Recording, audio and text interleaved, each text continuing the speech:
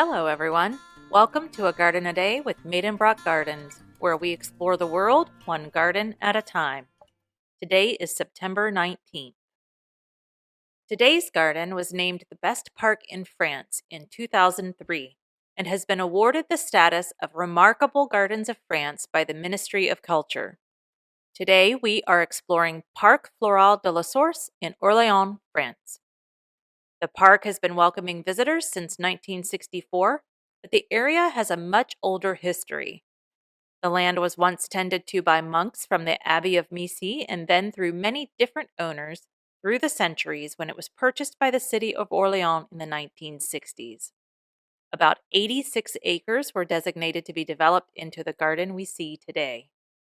The source in the name, by the way, refers to its location as the source of the River Loire.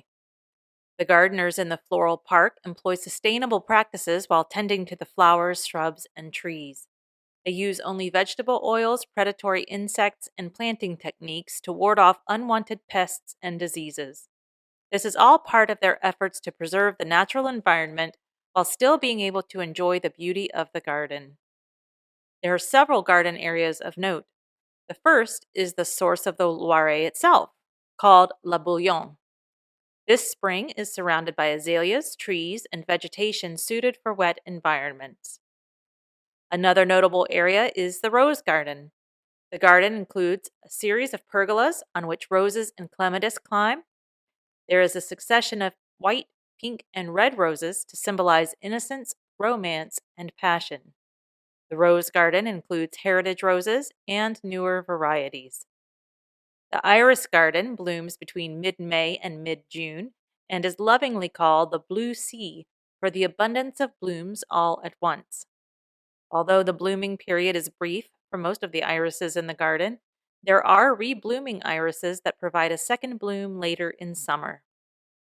The pottage garden, or kitchen garden, is a mix of flowers and many different kinds of vegetables, some familiar and some maybe not as familiar. There are also heritage varieties of local vegetables grown in the garden, along with a section dedicated to herbs and a fruit orchard. Next is the dahlia garden. Ah, dahlias, everyone's favorite. Each summer, the garden hosts a dahlia competition.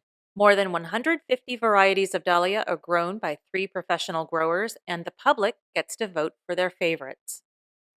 There's also a country meadow reminiscent of a childhood spent in the country, a rock garden characteristic of a mountain landscape, and a topiary garden inspired by traditional Zen gardens. A special garden area is dedicated to the region's wine heritage, with a small vineyard representing 15 grape varieties.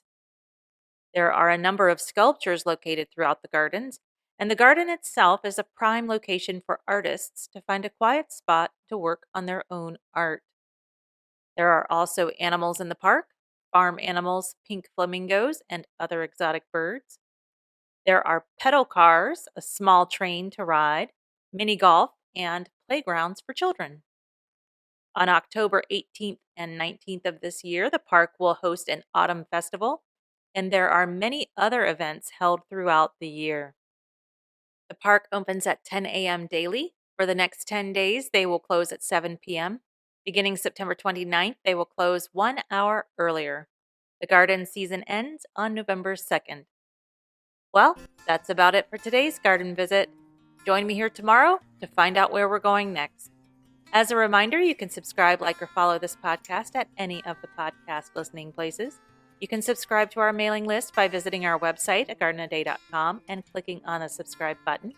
You can also find us on Pinterest, and you can support us by buying a book through our storefront on Bookshop. Links are provided in the show notes for this episode. Thank you for listening today and every day. If all goes well, I'll be right back here tomorrow. See you then.